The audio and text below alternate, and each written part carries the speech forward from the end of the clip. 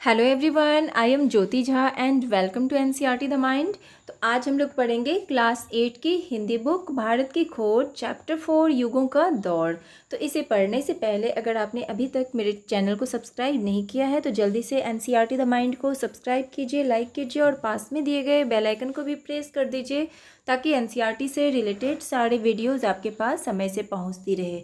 तो चलिए बच्चों, पढ़ना स्टार्ट करते हैं। तो पिछला पार्ट में हमने पढ़ा था शांतिपूर्ण विकास और युद्ध के तरीके, यहाँ तक पढ़ा था हमने पिछले पार्ट में। तो आज हम आगे पढ़ेंगे प्रगति बनाम सुरक्षा, इसके बारे में। तो आप इसे ध्यान से सुनिए कि भारत में जिस सभ्यता का निर्माण किया गया उसका मूल आधार स्थिरता और सुरक्षा की भावना थी। इस दृष्टि से वह उन तमाम सभ्यताओं से कहीं अधिक सफल रही जिनका उदय पश्चिम में हुआ था। वर्ण व्यवस्था और संयुक्त परिवारों पर आधारित सामाजिक ढांचे ने इस उद्देश्य को पूरा करने में सहायता की।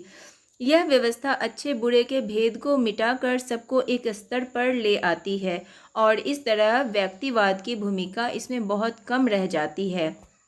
यह दिलचस्प बात है कि जहाँ भारतीय दर्शन अत्यधिक व्यक्तिवादी हैं और उसकी लगभग सारी चिंता व्यक्ति के विकास को लेकर है, वहाँ भारत का सामाजिक ढांचा सामुदायिक था और उसमें सामाजिक और सामुदायिक रीति रिवाजों का कड़ाई से पालन करना पड़ता था। इस सारी पाबंदी के बावजूद पूरे समुदाय को लेकर बहुत लचीलापन भी था।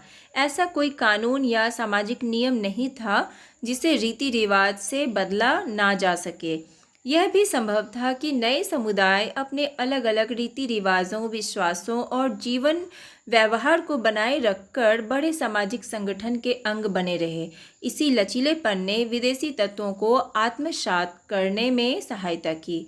समन्वय केवल भारत में बाहर से आने वाले विभिन्न तत्वों के साथ नहीं किया गया, बल्कि व्यक्ति के बाहरी और भीतरी जीवन तथा मनुष्य और प्रकृति के बीच भी समन्वय करने का प्रयास दिखाई पड़ता है।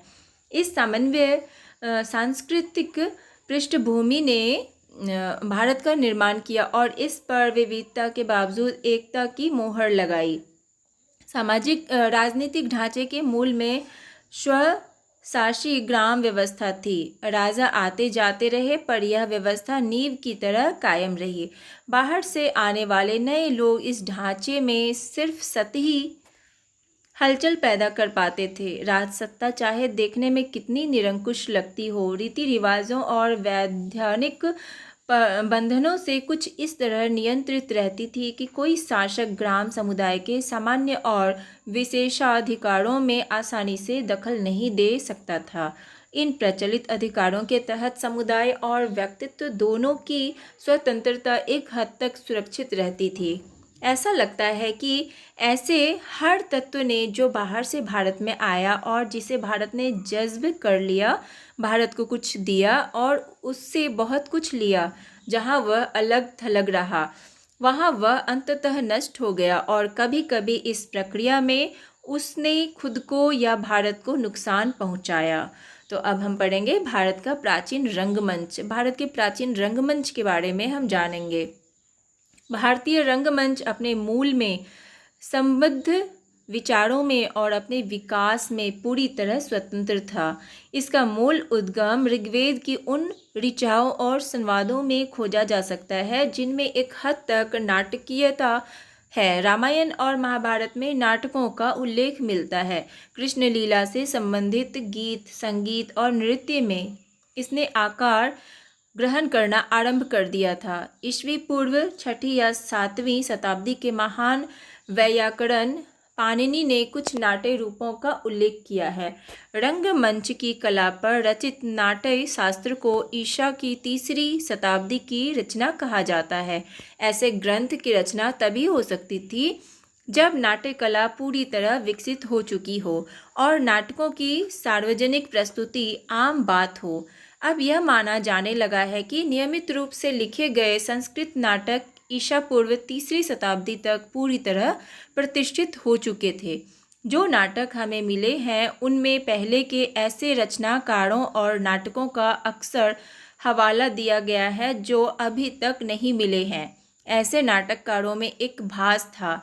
एक शताब्दी के आरंभ में उसके 13 नाटकों का एक संग्रह खोज में मिला है। अब तक मिले संस्कृत नाटकों में प्राचीनतम नाटक अश्वघोष के हैं। वह ईस्वी सन के आरंभ के ठीक पहले या बाद में हुआ था। ये ताड़पत्र पर लिखित पांडुलिपियों के अंश मात्र हैं और आश्चर्य की बात यह है कि ये गोबी रेगिस्तान की सरहदों पर तूफान में मिले हैं। अश्वघोष धर्मपरायण बौद्ध हुआ। उसने बुद्ध चरित नाम से बुद्ध की जीवनी लिखी। यह ग्रंथ बहुत प्रसिद्ध हुआ और बहुत समय पहले भारत, चीन और तिब्बत में बहुत लोकप्रिय हुआ। यूरोप को प्राचीन भारतीय नाटक के बारे में पहली जानकारी 1789 ईस्वी में तब हुई जब कालिदास के शकुंतला का सर विलियम जोन्स कृत अनुवाद प्रकाशित हुआ। पर विलियम जोन्स के अनुवाद के आधार पर जर्मन, फ्रेंच, डैनिश और इटालियन में भी इसके अनुवाद हुए। गेटे पर इसका गहरा प्रभाव पड़ा और उसने शकुंतला की अत्यधिक प्रशंसा की। कालिदास को संस्कृत साहित्य का सबसे बड़ा कवि और नाटककार माना गया है। उसका समय अनिश्चित है, पर संभावना यही है कि वह 4वीं शताब्दी के अंत में गुप्त वंश के चंद्रगुप्त विक्रमादित्य के शासनकाल में उज्जैनी में था। माना जाता है कि वह दरबार के 9 रत्नों में से एक था। उसकी रचनाओं में जीवन के प्रति प्रेम और प्राकृतिक सौंदर्य के प्रति आवेग का भाव मिलता है। कालिदास की एक लंबी कविता है मेघदूत। एक प्रेमी जिसे बंदी बनाकर उसकी प्रेयसी से अलग कर दिया गया है, वर्षा ऋतु में एक बादल से अपनी तीव्र चाहत का संदेश उस तक पहुंचाने के लिए कहता है। कालिदास से संभवतः काफ़ी पहले एक बहुत प्रसिद्ध नाटक की रचना हुई थी, शूद्रक का मृच्छकटिकम यानी मिट्टी की गाड़ी। यह एक कोमल और एक हद तक बनावटी नाटक है, लेकिन इसमें ऐसा सत्य है जो हमें प्रभावित करता है और हमारे सामने उस समय की मानसिकता और सभ्यता की झांकी प्रस्तुत करता है। 400 ईस्वी के लगभग चंद्रगुप्त द्वितीय के शासनकाल में एक और प्रसिद्ध नाटक लिखा गया। यह विशाख दत्त का नाटक मुद्रा राक्षस था। यह विशुद्ध राजनीतिक नाटक था जिसमें प्रेम या किसी पौराणिक कथा को आधार नहीं बनाया गया है। कुछ अर्थों में यह नाटक वर्तमान स्थिति में बहुत प्रासंगिक है। राजा हर्ष, जिसने 7वीं सदी में ईस्वी में एक नया साम्राज्य कायम किया, नाटककार भी था। हमें उसके लिखे हुए 3 नाटक मिलते हैं। 7वीं सदी के आसपास ही भवभूति हुआ, जो संस्कृत साहित्य का चमकता सितारा था। वह भारत में बहुत लोकप्रिय हुआ और केवल कालिदास का ही स्थान उसके ऊपर माना जाता है। संस्कृत नाटकों की यह धारा सदियों तक बहती रही, लेकिन 19वीं शताब्दी के आरंभ में गुणात्मक दृष्टि से स्पष्ट रूप से उसमें हास दिखाई देने लगा। प्राचीन नाटकों की कालिदास तथा अन्य लोगों के भाषा मिलीजुली है। संस्कृत और उसके साथ एक या एकाधिक प्राकृत यानी संस्कृत के बोलचाल में प्रचलित रूप। उसी नाटक में शिक्षित पात्र संस्कृत बोलते हैं और सामान्य अशिक्षित जन समुदाय, प्रायः स्त्रियां, प्राकृत, हालांकि उनमें अनुवाद भी मिलते हैं। यह साहित्यिक भाषा और लोकप्रिय कला के बीच समझौता था। फिर भी प्राचीन नाटक अक्सर राज दरबारों या उसी प्रकार के अभिजात दर्शकों के लिए अभिजात्यवादी कला को प्रस्तुत करते हैं। इस ऊंचे दर्जे के साहित्यिक रंगमंच के अलावा हमेशा एक लोक मंच भी रहा है। इसका आधार भारतीय पुरा कथाएं और महाकाव्यों से ली गई कथाएं होती थी। दर्शकों को इन विषयों की अच्छी तरह जानकारी रहती थी और इनका सरोकार नाटकीय तत्व से कहीं अधिक प्रस्तुति पर रहता था। ये अलग अलग क्षेत्रों की बोलियों में रचे जाते थे, अतः उस क्षेत्र विशेष तक ही सीमित रहते थे। दूसरी ओर संस्कृत नाटकों का चलन पूरे भारत में था, क्योंकि उनकी भाषा पूरे भारत के शिक्षित समुदाय की भाषा थी। तो देखिए, अब हम पढ़ेंगे संस्कृत भाषा की जीवंतता और अस्थायित्व। संस्कृत अद्भुत रूप से समृद्ध भाषा है, अत्यंत विकसित और नाना प्रकार से अलंकृत। इसके बावजूद वह नियत और व्याकरण के उस ढांचे में सख्ती से जकड़ी है जिसका निर्माण 2600 वर्ष पहले पाणिनि ने किया था।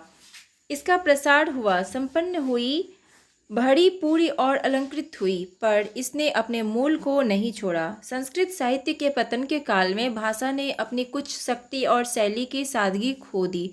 सर विलियम जोन्स ने 1784 में कहा था, संस्कृत भाषा चाहे जितनी पुरानी हो, उसकी बनावट अद्भुत है। यूनानी भाषा के मुकाबले यह अधिक पूर्ण है, लातिनी के मुकाबले अधिक उत्कृष्ट है और दोनों के मुकाबले अधिक परिष्कृत है, पर दोनों के साथ वह इतनी अधिक मिलती जुलती है कि यह संयोग आकस्मिक नहीं हो सकता। यह साफ पहचाना जा सकता है कि इन सभी भाषाओं का स्रोत एक ही है, जो शायद अब मौजूद नहीं रहा है। संस्कृत आधुनिक भारतीय भाषाओं की जननी है। उनका अधिकांश शब्दकोश और अभिव्यक्ति का ढंग संस्कृत की देन है। संस्कृत काव्य और दर्शन के बहुत से सार्थक और महत्वपूर्ण शब्द जिनका विदेशी भाषाओं में अनुवाद नहीं किया जा सकता, आज भी हमारी लोक प्रचलित भाषाओं में जीवित है।